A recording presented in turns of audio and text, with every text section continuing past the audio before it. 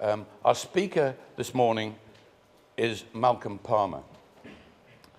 Malcolm has been a chartered accountant for a quarter of a century. I know he doesn't look like that, but he's been he lives near Dartford. He has 1,300 clients, which are a small to medium-sized business. And he's come today to see if he can relate his client base and the experience that he's had with his 1,300 clients to our business. And it's entitled, When is a Business Not a Business When It's a Golf Club? Is that about right? That's about right. I'd like you to give a warm welcome to Malcolm Palmer. Thank you. Well, first of all, thanks ever so much for giving me the hangover shift for the presentation. I'm kind of assuming that as your last speaker last night was an ex-NASA scientist, and he is the next speaker as well, that a decision was made that we needed somebody who was intellectually less demanding for the first session this morning. But it's good to see so many bleary eyes out there. So when is a business not a business? When it's a golf club? Just first of all, a little bit about me. So I'm a chartered accountant. That's what the FCA stands for. CA is chartered accountant. F just means I'm an old chartered accountant. Started running my practice in what I lovingly call the Longfield Rabbit Hutch, which was a tiny little office over the top of a hairdresser's, stank of perming lotion on half-price pensioners' day every single Tuesday. But from humble beginnings, we started to grow. We had a good service and we had excellent communication with our clients. And that resulted in steady growth for our practice. After 2 or 3 years, we found that there was stupid stuff that kept going wrong, just the silly little things that pull you back in to dealing with trivia rather than the stuff you should be doing. And then I read a book that I would strongly recommend to everybody here called The E-Myth Revisited, Why Small Businesses Don't Work. And there was a lot of lessons I learnt from that book. But the first one was that I needed to stop thinking of myself as a professional accountant. And I needed to start thinking of myself as a businessman who ran a business that sold accountancy services. And changing that mindset was the key to the success of the following years. So we've had 18 years of our practice now. Every single year we've grown, even 2008, 2009, when financial Armageddon hit, we carried on growing. We've got 60 staff, 3 different locations. For those of you that have been there, our offices in West Kingsdown are just around the corner from the London Club. So what does all of that have to do with running a golf club? When we sort of stumbled into the golf industry and found ourselves acting for a number of golf professionals and 1 or 2 golf clubs, we noticed that there were a few common traits between golf clubs and accountancy practices. The first one is that they are usually run by a group of people. Now, in our case, that is a group of partners. In your case, that may well be the committee. The other thing that both industries have is a very high customer retention. So even accountancy practices whose services might not be as good as they could be have often got a 90% retention of their clients from year to year, very similar to your membership. That can result in a degree of inertia and from a fear of change. A lot of golf clubs and accountancy practices find that they're driven by the 90% rather than by the things they need to do in order to replenish that 10% that they lose every year. They often suffer from a lack of investment in capital or in things that will help the business grow. And interestingly as well, the target for the new customers, not necessarily their existing ones, but their new customers, is what's known as Generation X. Now, for those of you who are similar age to me, you might think Generation X is that punk band from the early 80s, but just so that I'm not painting a picture of blonde punk rockers going around your golf course, Generation X is actually an economic term that refers to the generation who were born after the post-war baby boomers. So the baby boomers, they're the ones who've now got all final salary pension schemes and bought their first house for threepence back in whenever. But Generation X have a very different economic standing to those baby boomers. They were born between 1963 and 1983. Most of them have still got mortgages, school-aged children. Much higher proportion of them are self-employed. Much higher proportion of them work in a very flexible way now, potentially working from home. They're always busy. They rely heavily on their technology. Technology I got told to turn off before I was speaking. And as golfers, they're much more likely to be nomadic. As we started to get involved in the golf industry, we decided we'd do a survey. Now, I know there's quite a few surveys out there, but our survey was designed to identify what it was that golf clubs were doing which would make them a success. So we had a number of questions that measured what we call relative success, so i.e. you're doing better than you were last year. And we also had a number of questions that measured proactivity. One of the things we found, and by the way, my colleague Jenny, who's sitting in the back, has got copies of the final report that we prepared on that survey. So if you'd like a copy of that, just see Jenny at the back, sitting next to the very tall javelin thrower. So there's a lot of findings we had in there, and I'm just going to focus on one or two of them. There was very little difference between the proprietary clubs and the members clubs, despite the huge financial advantage that the members clubs enjoy. There was a very high correlation between relative success and the regularity and quality of email newsletters that were going out. And there was a very high correlation between relative success and those golf clubs that had a formal referral marketing program. And I'll touch on both of those a little bit as we go on. So generally speaking, sports clubs have, whether they're golf or rugby clubs, as we act for, or one or two other sports clubs, have a number of advantages over other businesses. The first one is that they have enthusiastic and often generous people who give their time for no cost. My business has none of those, of course. They also get a level of allegiance and goodwill coming from their customers because their customers are members, which a normal business wouldn't have. People make decisions which financially they wouldn't make for any other product that they buy because they're a member of that club. Very often they've got very low premises costs because the golf club was purchased back in 1893 or whenever.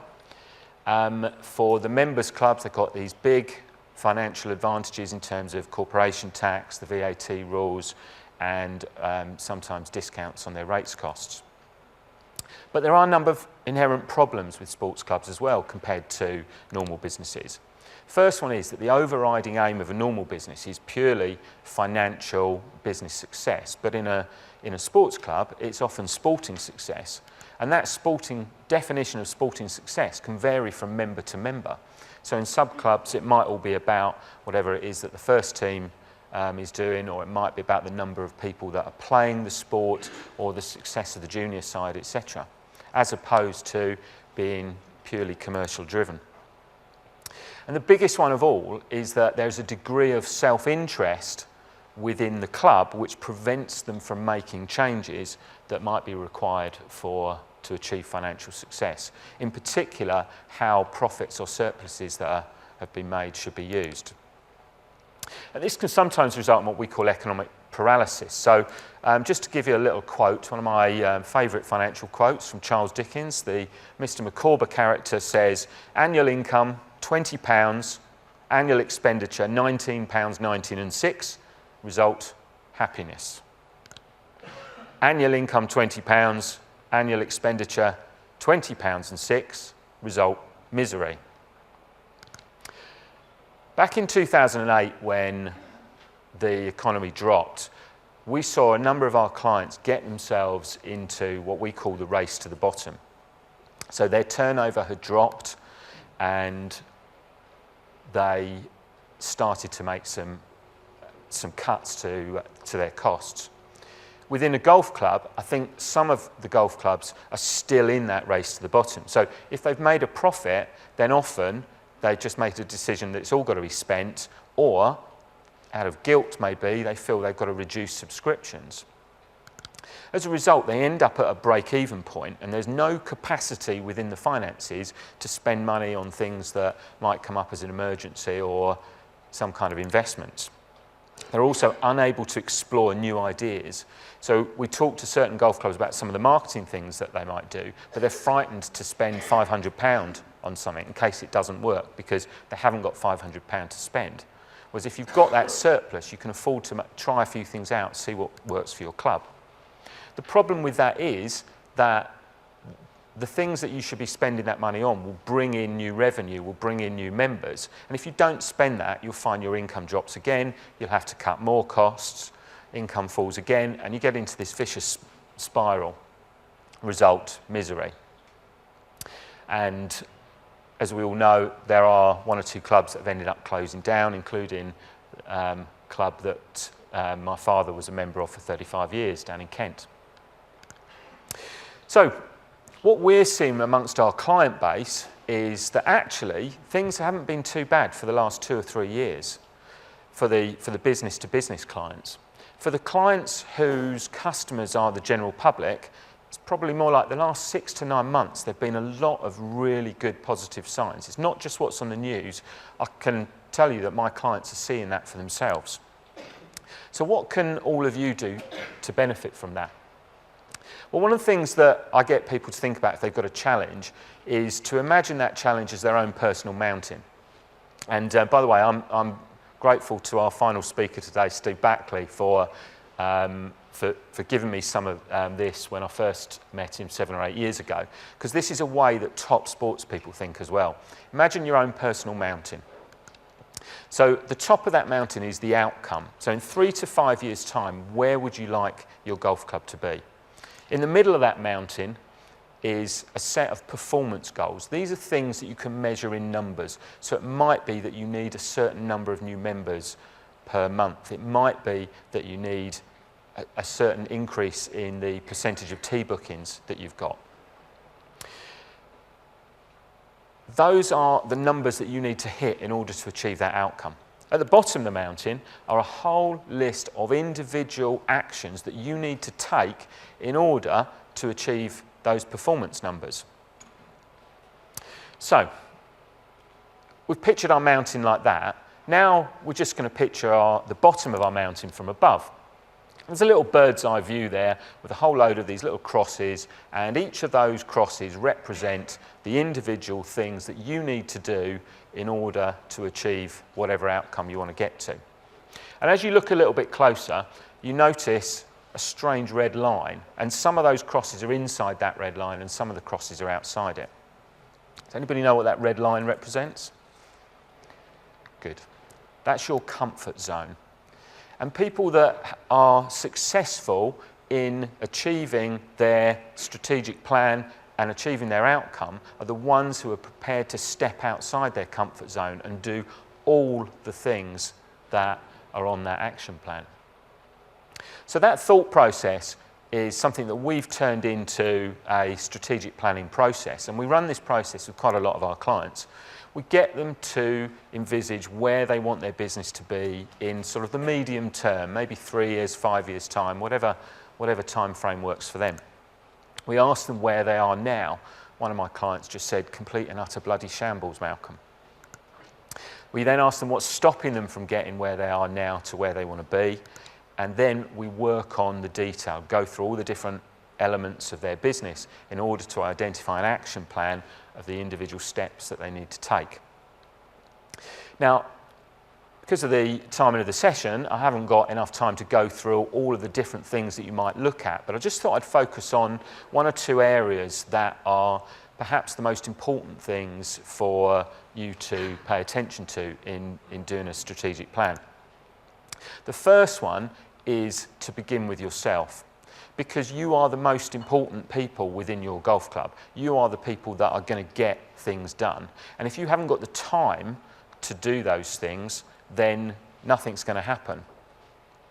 I get all my team at our office to work on what was called the quadrant time management system. If any of you have ever done any time management stuff, you might be familiar with this. So every single thing that you have to do, you should ask yourself the question, is it important and is it urgent? And if you ask that about every single task you've got, then they all fit into one of these 4 quadrants. The first quadrant is stuff that is important and urgent.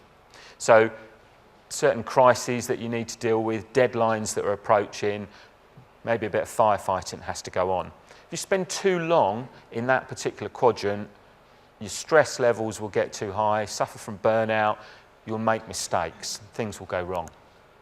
The second quadrant is stuff that's important but not urgent. So the sort of things like coming to this conference. It's not urgent, but it is important. Certain planning exercise, putting systems together for your staff to follow and training them on those systems. That's the stuff that's important, but it's not urgent. And because it's not urgent, often it doesn't get done. The results of spending time in that quadrant are you improve your efficiency and you can get into this cycle of continuous improvement. Then we've got the third quadrant. So this is stuff that's urgent but not important. So you've got one of the members stopping you in the corridor for a conversation about something and he's right in front of you. You've got to have that conversation, or so you feel. But it's not important to the long-term future of the club.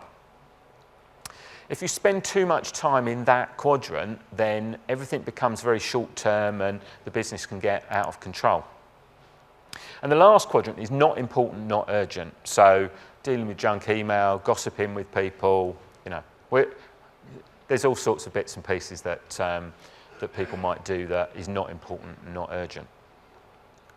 So if we have a little look at the normal working day for most busy people, it actually looks a little bit like this. They spend 40% of their time on stuff that's important and urgent. They spend 10% of their time on stuff that's important, not urgent. 40% on urgent, not important, and 10% on not urgent and not important. If you look at people that are deemed to be high achievers, their normal working day will look very different. They'll only spend about 10% of their time on stuff that's important and urgent. 70% of their time will be spent on things that are important but not urgent. And that is the key to not having to spend time in the first quadrant. If you're working on things, training your staff, teaching them how to deal with particular problems that come up, you will find that you get drawn into the urgent, important stuff a lot less. 20% of time on urgent, not important, because there's some stuff that you just can't avoid, and nothing in that last quadrant. If you can start to view everything you've got to do in that way and start to move your time, you create a little bit of a snowball effect, because over time you will see that your time gets a little bit more freed up and you've got a little bit more time to work on those important things. So some of the things that I think you should be doing that are in that important, not urgent quadrant. First of all, get the team on your side. So the staff. Again, E-Myth Revisited was a big influence on us. The biggest thing that I would recommend from my experience is to sit down and identify every single role that exists within your golf club. Now, that's not every single person, because sometimes there are roles that more than one person does, like the bar staff. Sometimes there are lots of roles that are all done by the same person. But identify all the different roles and then list out all the responsibilities that go with that role. And then for each of your team, they can all have a clear little pack of roles that they occupy that sets out what their responsibilities are. Just making sure that people know what their responsibilities are mean that there will be less stuff that comes back on you. Some of the things that are really, really important need documenting. So there's certain phone calls that come into the golf club that you need to actually write out how those things should be handled. And then if you've documented all of those things, then you can actually start training people on them. If you can do that with your staff, you'll find that even the youngest members of your team start to become empowered and start to be able to make decisions for themselves. Virtually my entire staff at our West Kingsdown office were, on the accountancy side, were recruited out of school or college. So every year we've got 18-year-olds or 21-year-olds joining us. 3 of my 4 partners were teenagers when they joined. And for all of them, we have got far more out of them when they were younger than our competitor firms, because they knew very clearly what their responsibilities are. So the second group of people you need to get on side, referred to as the triangle of success. Yourself, the golf pro, who I will often find you can get a good relationship with him by working closely with him on how you can generate revenue for each other. Because at the end of the day, he's in the best position to turn people that have come to the golf course as visitors into members, and you're potentially in the best position to turn inquiries about golf membership into lessons for him. So try and work quite closely with him on some kind of cross-selling program so that you're scratching each other's backs. The greenkeeper, obviously, and a triangular meeting between the 3 of you with a clear agenda each week on all the things you want to push forward will make a huge difference. Lastly, the committees and the members. Now, one of the things that always comes to mind when I think about committees and members is that little poem that they recite at Alcoholics Anonymous. Apparently, they recite at Alcoholics Anonymous. I'm sure that looking at some of the eyes in the room, there might be 1 or 2 people can confirm that. But the poem goes, God grant me the serenity to accept the things I cannot change, the courage to change the things I can, and the wisdom to know the difference. So why is that relevant for dealing with committees and members? Well, with your staff, their actions to a certain degree are controllable. You can actually tell them what you want to do and train them on it. With committees and members, you can only influence. But you should do your best to influence them as much as possible. So I would say the things that you should be trying to influence are that everybody who is on any kind of board or committee should be there for a reason, not just to talk and cause trouble for you. All of those meetings should discuss key performance indicators. Those are the little numbers that will determine the long-term success of the golf club. So how many new members have signed up that month, what percentage of tees were filled, etc. Everybody that's on that committee should have a role, and that role should be clearly defined. And if you've clearly defined that role, then the obvious question is whether they are actually suitably qualified to have that role. To sort out the men from the boys, I would also say that you should have some kind of annual strategic planning day when the golf club is a little bit quieter between October and February, and that everybody who is on that committee has to attend. If there's more than 1 committee, then each of the committees must have a very clear objective. So if you can do those things, then you're starting to get a little bit of leverage within the golf club in order to change things. Bearing in mind where we are economically and where the industry is, probably the next most important things you need to work on is generating revenue. There's a lot of huff and puff talked about marketing. Any marketing for any business, for any project, I think comes down to 5 basic steps. Step 1 is get the product right. Doesn't matter how good your marketing is, if the product is wrong, it's going to fail. And the first lesson I would say with that is that what you're selling probably isn't what people are buying. So one of the people I worked for in the early part of my career said to me that we sell hours. And I sort of dwelled on that for a bit, and in the end I didn't accept it, because as an accountancy practice, we might think we're selling hours, we might think we're selling accountancy services, but that's not what people are buying. People are buying the peace of mind that their affairs are being dealt with properly. They're buying solutions to problems. What they're buying isn't what we're selling. And that's very relevant to the golf industry as well. A friend of mine built up his business in South London, Sunday morning routine, black fen, working men's club, couple of pints of beer, pop home, Sunday dinner was on the table. That was the most important part of his social life. He's done very well for himself. They've moved away from the area. They've bought beautiful 4-bedroom house on the edge of a golf course. So he's joined the golf course. He had no interest in playing golf. 10 years later, he's still awful at golf, but that filled a gap for him in terms of needing a bit of a social life. So he pops down to the golf club on a Sunday morning, even if he's not playing golf, and has his couple of pints in the bar.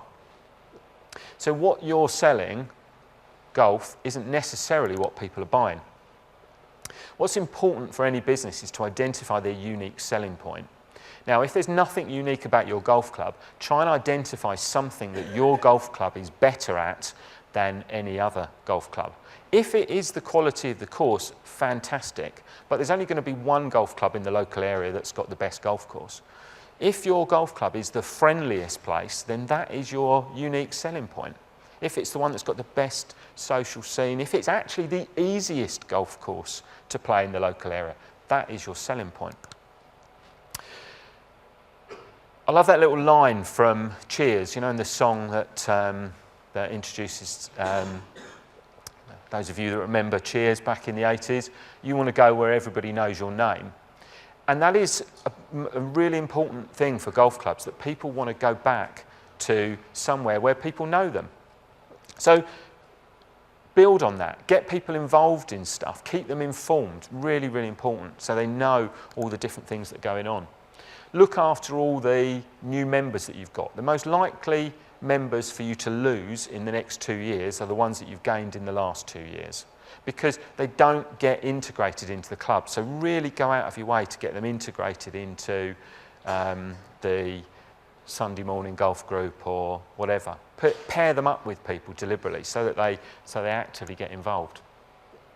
For that Generation X, you might need to consider, if you haven't done so already, flexible or reciprocal memberships, because what they want isn't necessarily what the baby boom generation wanted for one round of golf per week. They've got to fit it in around their lives, so flexible or reciprocal memberships might be the ideal thing for them. I would always say as well, it's great to have a fantastic junior section, but completely dispassionately, looking at it from a business point of view, your junior section is not something that is going to make your business a financial success.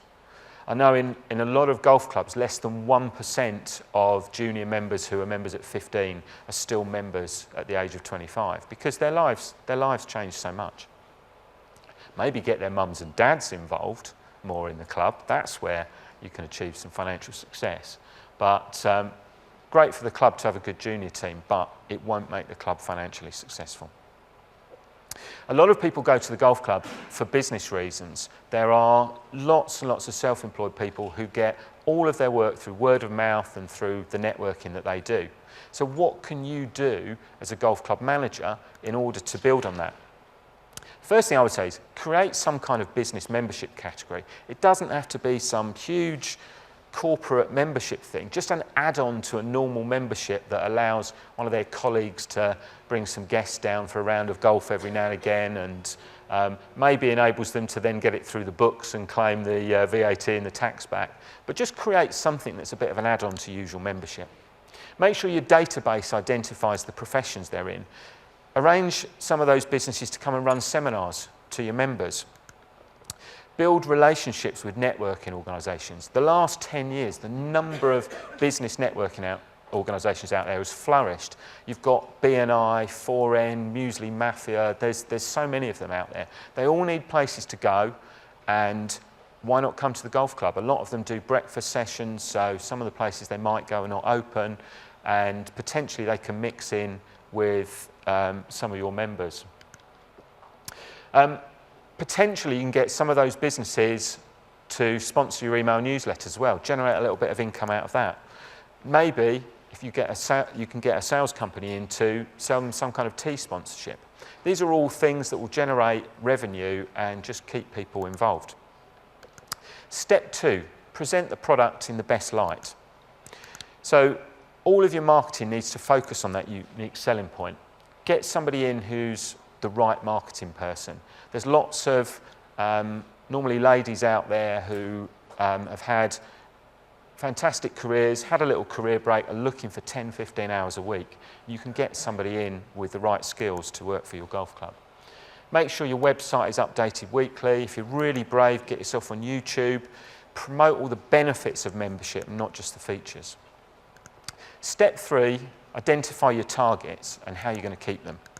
So that means getting a really good database and keeping it up to date. It's absolutely crucial. One of the easiest things you can do, year before one of your junior members clears off to university, just pay them for a couple of days to ring all the people on the database that you haven't got email addresses for, so that data's up to date. If you haven't got their email addresses, it's so hard to promote stuff out to them.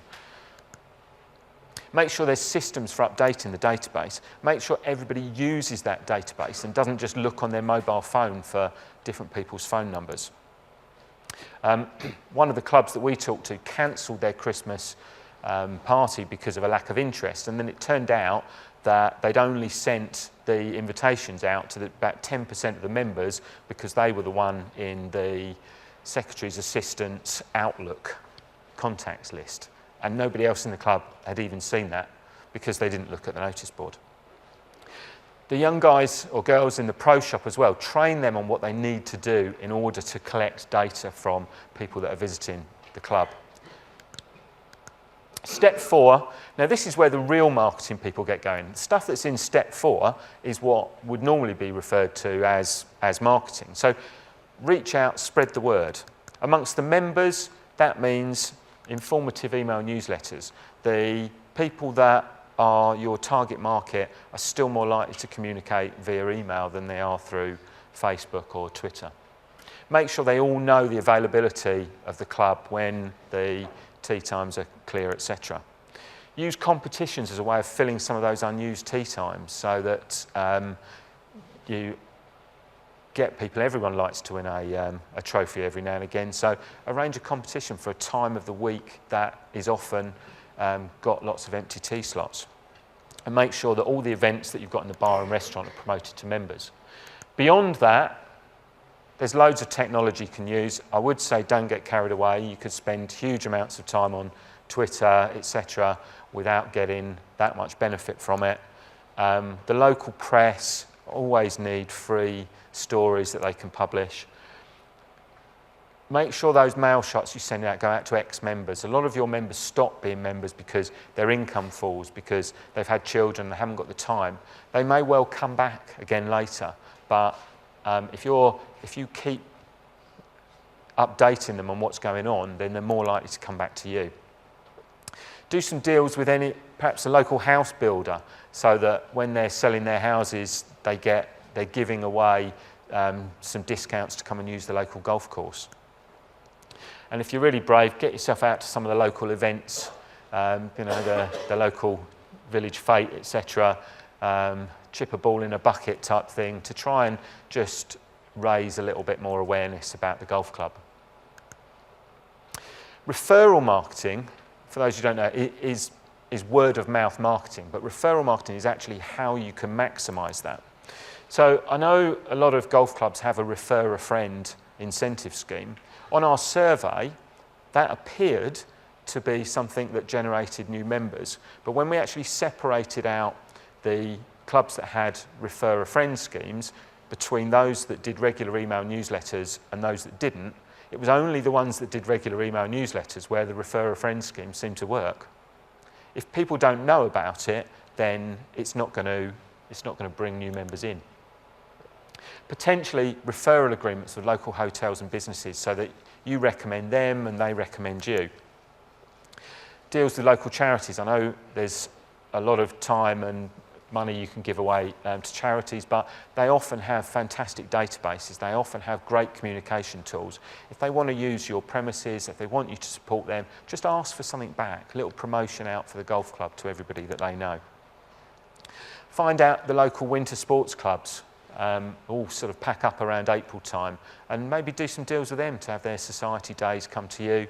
Again, a lot of sports people want to pick up something in the summer when their normal sport isn't being played. And lastly, you can get all of that right, but If you're not able to turn those leads that you're generating into sales, then everything's going to fail. Turning leads into sales. The first thing you need to do is identify everybody that's involved in the sales process. So that's, first of all, anybody who answers the phone, anybody that might find themselves facing somebody who is a potential customer, as a potential member.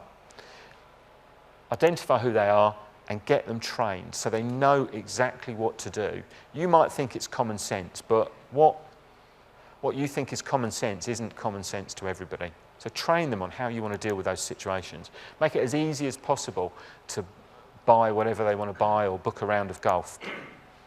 One of my staff has done quite a bit of mystery shopper stuff with a few hilarious but unfortunate results. Interesting exercise to do when you get that exercise done in your golf club as to what actually happens when a potential member or visitor rings up. If you can look for opportunities to upsell as well, so you've got a few different categories of membership. Does everybody get told about the how much extra it would be if they wanted to upgrade when their membership comes around? Do they get told about it 6 months earlier so they could upgrade part of the way through the year? Upselling is so easy to do. You can add it into so many different places as well. I always call that the do you want fries with that? Because if you go into McDonald's and you order a burger and the young kid that's serving you will say, do you want fries with that? Do you want to go large? It's just stuff that they've been trained to do and it generates a lot of revenue. So train everybody to look for opportunities to upsell. That could be the young pros in the bar saying, do you want to book a buggy? You know, just train them on what they've got to say in those situations. And most importantly, learn to close. If you have a potential member, do not send them out a membership pack in the post, keeping your fingers crossed that it will come back completed. Invite them into the golf club. Sit there next to them with the application form. Have a pen with you. That's what closing is about. And a lot of people are frightened of doing it or don't even realise that they're not doing it. Make it as easy as possible. So that's our 5-step marketing program. I know there's probably been quite a lot of chat about societies. I see societies as a great missed opportunity, really, because I know that they clog up your course and they irritate the members and they haggle for ridiculously low prices from you. But I would view societies as a group of potential members that are visiting your course. And if, as an accountancy practice, we had 20, 24 people come into our premises to buy a very small service from us, and those 20 or 24 people were people that we might turn into full customers buying from us every single year, my younger partners would be all over them like a rash. But we see that that's often handled really badly at golf clubs. So just get something on your website for societies. If they ask for a discount, and you'll probably have to give it to them in order to get their business, just ask for something in return. We'll come on to that in a second. Maybe promote a special offer to return next year. Centre Parks, when you're on holiday there, before you leave, they always offer you a 10% discount for the same week next year if you book up and pay a deposit now. And as a result of that, it's amazing how many people rebook for the following year. So when you've had a society, make them an offer that year to come back the following year. I got a little bit of feedback from Stuart, a friend of mine who runs a society. He is a bit of a moaner, but he's a classic society organiser. And he said about the golf clubs that he booked society days with. And he books 10 society days a year, so that's quite a lot of golf he's booking. They aren't proactive, apart from courses owned by companies, and all they do is spam me every 3 months. I've never been offered a special offer to come back next year. I've only had 3 offers in 4 years to play in a sort of end-of-season golf competition for society organisers, and no one has ever exceeded my expectations. He then said that one course packed us in with a charity day and 3 societies, which resulted in a 6-hour round, forgot to book out the longest drive and nearest the pin markers, so we won't be going back. There are some easy wins with societies.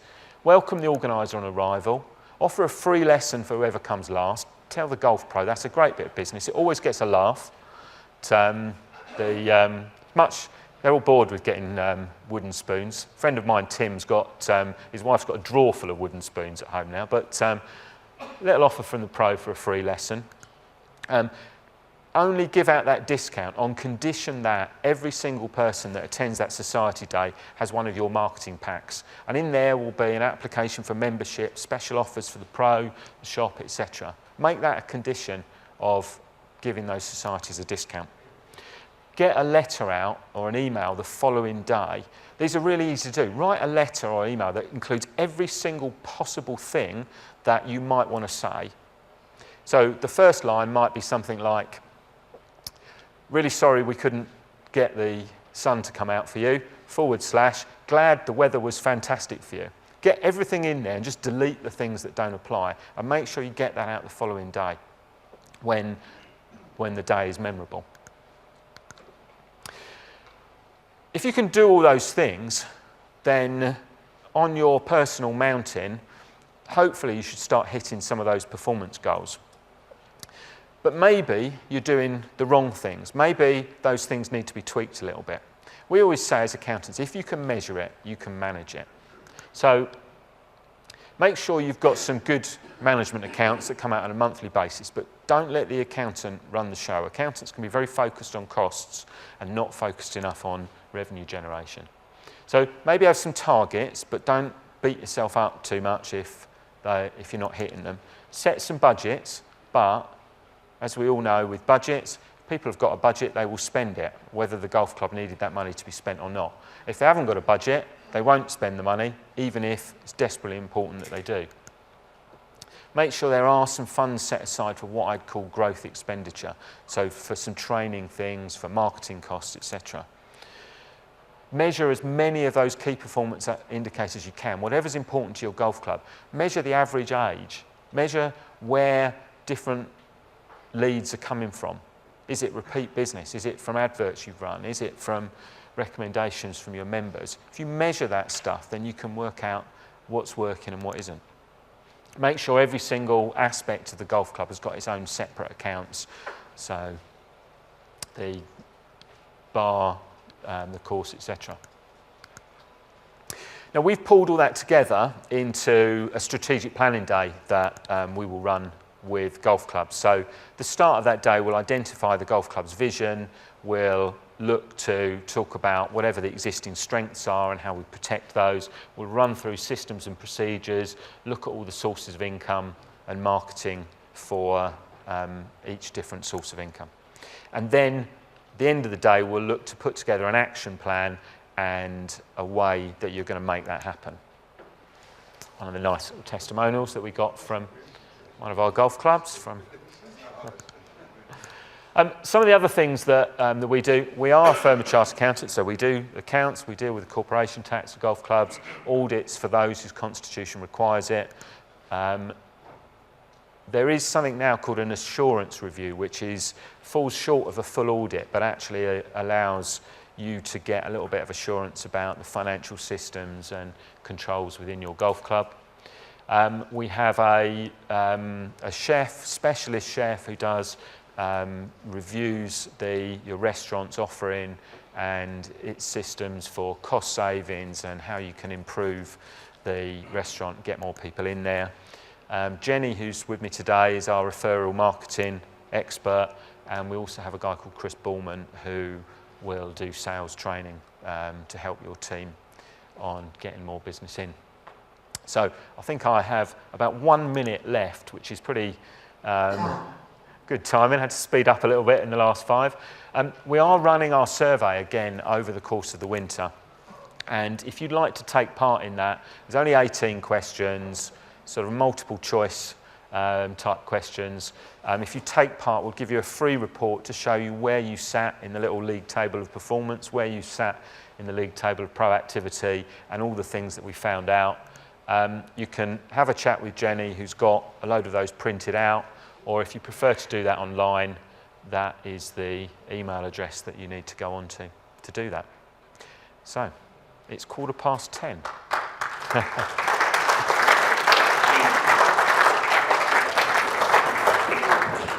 Thank you, madam. Take a seat. Thank you, Malcolm. I thought that was a really well-structured and well-produced presentation, and thanks very much. Thank you. A couple of the items that you brought up, make a couple of notes here. I mean, you started depressing us with Generation X, economic paralysis, race to the bottom, unable to explore new ideas. And then you took us through the ways of actually getting out of that hole, if we got into it. And I thought it was really well structured. One figure that came up, and perhaps you might like to expand on a little bit, I was rather surprised, I don't know if everybody else was, in that you, with regard to important and urgent items, you put down as 10% of our time, and important and not urgent, 70%. We'd just like to expand a little bit on that, if you would. Yeah, that's things. There are things that you have to do for your golf club, which will become. They might not be urgent now, but they will become urgent. And if you can spend the time planning and organising and getting things in place early, then you spend less time in that sort of urgent, stressful quadrant. Yeah. Which, you know, mistakes happen if you're spending too long. What you said, it's a stressful and a dangerous area to be in because mistakes can be made. Interesting. The other thing, and some lovely items here, and all common sense stuff, I know, but nicely put, nicely presented, I thought. One of the items got down here is if your product's not right, you forget marketing. It just won't work. I think that stuck in my mind. Word of mouth also, and I think there were some really nice items that you brought to our attention in your presentation, and I'd like to thank you for that, Malcolm, and I'd like you to thank Malcolm also for that. Thanks, Malcolm. Yeah, really enjoyed it. It's good. Thanks so much. Good. Yeah.